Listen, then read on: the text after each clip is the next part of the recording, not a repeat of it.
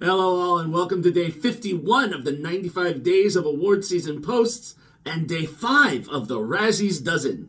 It is I, Cinephile Mike, your friendly neighborhood cinephile, and today I am discussing Marmaduke, directed by Mark A.Z. Dippé. Oh, and co-directed by Youngki Lee, and Phil Nibbelink, and Matt Philip Whelan. 4 directors. We can see how this one's gonna go.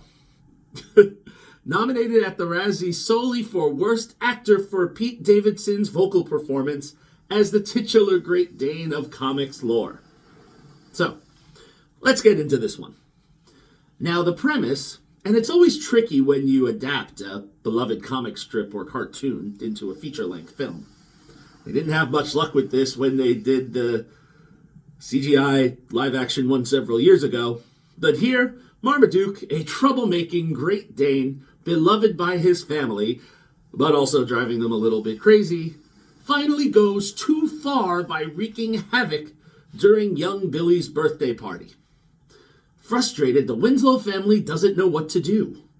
And when a video of Marmaduke destroying the party goes viral, Guy Hilton, renowned dog championship winner, decides that Marmaduke is just what he needs to get another win under his belt. So he offers to train Marmaduke, which should break all of his bad habits and be an obedient dog. So the question becomes, will Marmaduke turn it around to make his family proud? Will he be able to break the bad habits that have made us love him for all these years? Well, we go through this montage pretty quickly until we get to the first competition where things get a little, I'll say, explosive. We'll leave it there. And we'll see if Marmaduke can do better the next time. Or will there be a next time? Can he do it? Honestly, with this film, it is really hard to even care. Honestly, this film is a train wreck. I wonder if it's because there are, as I referenced, a director and 3 co-directors? 4 people trying to tell a story.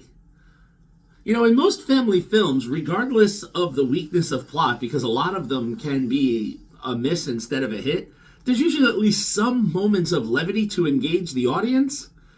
But unfortunately, in the very brief 80 minutes of this film, I personally did not laugh once.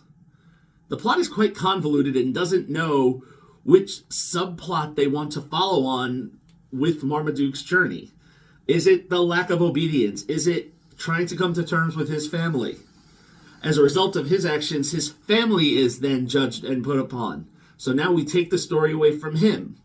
Or do we follow this odd competition he has with another dog that's bullying him? It's all over the place. Ironic that this story was only written by one person, and yet 4 directors couldn't put this film together. And it rushes so much to get to the happy ending that we don't even really remember how we got there. So let's talk about this Razzie nomination. Pete Davidson as Marmaduke, his vocal performance is almost unrecognizable.